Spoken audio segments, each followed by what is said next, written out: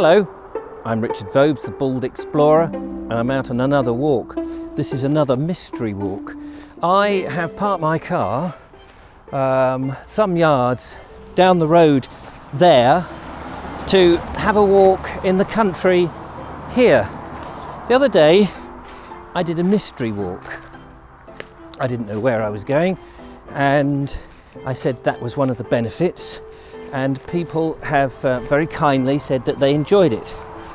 Oh look, there's the remains of a stile just down there. Don't know if you can see that. I'm on another one, and I don't know if I can do this or not. One of the things I wanted to point out about walks and the benefit of, or the not benefit of, not knowing quite where you're going is parking. Now look, I've come across, the public footpath is behind me, and now I've come across this immediate problem where somebody has put a whole load of trees, cut trees down, and I've had to climb through these trees. If I knew what they were, have a look back here. I've just come through all that lot on the public footpath. However, I finally got to the footpath. Here is another sign, and it shows where it goes. So that took me back through those pile of trees.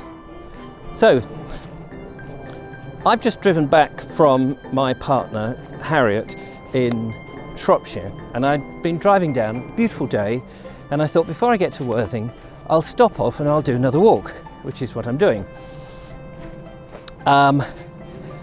It's very difficult to stop off of the motorway, of course, because you can't suddenly just pull up on the hard shoulder and go for a walk. You've got to come off the motorway and then find somewhere to walk. And actually I did do that just north of High Wycombe off the M40, but I found myself in a little village place, but there was nowhere to park at all where I could get out. And then the clouds came over and I thought, oh, never mind, I'll head on back, we'll do on another day. So as I came towards Horsham, which is where I am now, and I'm actually between Kingsford on the A24 and Capel on the A24, a little stretch, I thought, there's bound to be some places there. And as I approached, I saw loads of these public footpath signs.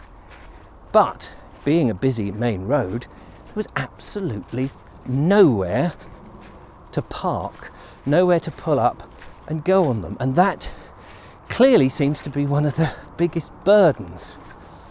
However, having actually found somewhere to park and then walked off up the busy main road, I've now got onto the public footpath and I'm able to investigate and see where it actually goes. And what is very nice to see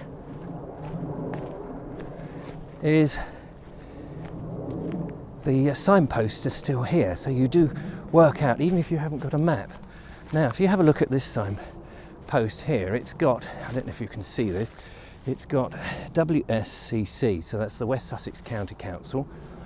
You've got the sty there, I actually walked around it because the fence had gone, and it looks like I can walk up here in this very muddy field. Have a look at this. But it's worth it because suddenly I get the view. So sometimes you can go out on your walk and you can encounter a few problems, because it must be, and I'm going to talk up for the farmers now whose land it is, a bit of a burden sometimes to keep up these rights of way. However, it is important that they do so, and I imagine with the cutbacks that rangers who would police these tracks to make sure that they all go to the right places, probably the cutbacks prevent them from doing that. So here we go, public footpath, sign is looking good. We've got some lovely views in the background, and to my left we can just see in there a little house with, if I just poke my around, a pond. Anyway, we're not supposed to go in there. So let's just progress a little further down on this rather wonderful field. I haven't brought my stills camera with me. Those of you who've been watching my videos for any length of time will know that I edit in a few stills that I take so that we get slightly closer pictures than the wide angle than the main camera gives. But it's lovely to get out, especially if you've been on a long journey, just to stop. Now admittedly, I don't have my walking trousers, which normally are just an old scruffy pair of jeans. I've got some rather nice trousers, so I've rolled up the feet a little bit, not the feet, the legs. We've got these trees here, which of course I'm still doing my tree identification, and these are oaks. I know that by the leaves. If I stoop down here, we can see the definite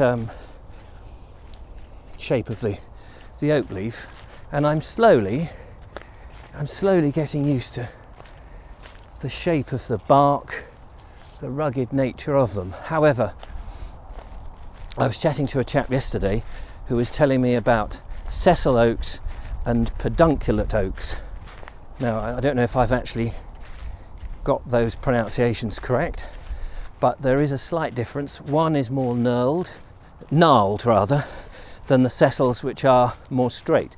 So I'm going to guess that these in front of me are sessile oaks, but you could get confirmation by actually looking at the acorns, because some have stalks, and I can't remember which way round it is, and the others don't. I'll bung it on the screen, which is the easiest way to do it. You may not see that, but in the distance there I'm coming to the railway line, which I'm not sure if that's the Horsham to London line actually, but it's certainly approaching me, so we'll probably only get as far as that in the time that I've allotted. On my left here you see some great big root systems from the trees. Let's just have a quick poke there. Look at those that have come from trees which must have blown down in some winds, by the looks of things, some time ago.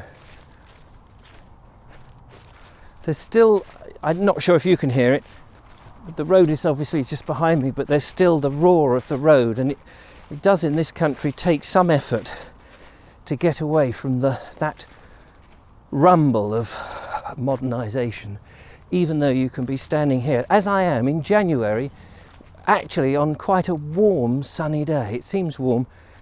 It was pretty cold when I left Shrewsbury, but now it's actually quite lovely.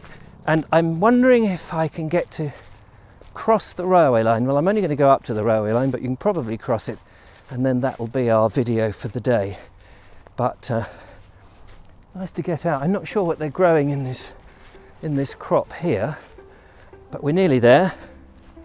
Past these trees, which I think it's completely a little piece of oak woodland. And I was looking as I came along the road at some of the trees, and I saw a little bit of earth bank. And I've been reading in Oliver Rackman's book. Actually, there's a little bit of a bank just down there. That a lot of woods are delineated by these earth banks. Okay, here we go. Up and over. This is quite dangerous, so one has to be, as it says here, stop, look and listen, beware of trains. And I'm just going to get to the other side, and I'm going to look both ends. Seems okay, and I shall dart across. Here it is. Down to here, and the final part of today's little video. I'll just get over this stile, and here we are. Well, if I had more time, I'd take you further along. It's been most enjoyable to see where this will actually take me. I can see an aeroplane in the sky that's disappearing, probably somebody going on holiday, because we're near to Gatwick Airport. But from good old West Sussex, nice to be back. From me, the Bald Explorer, Richard Vobes. Do catch me on another one. I'm going to make sure that my car is still there. So till then, goodbye.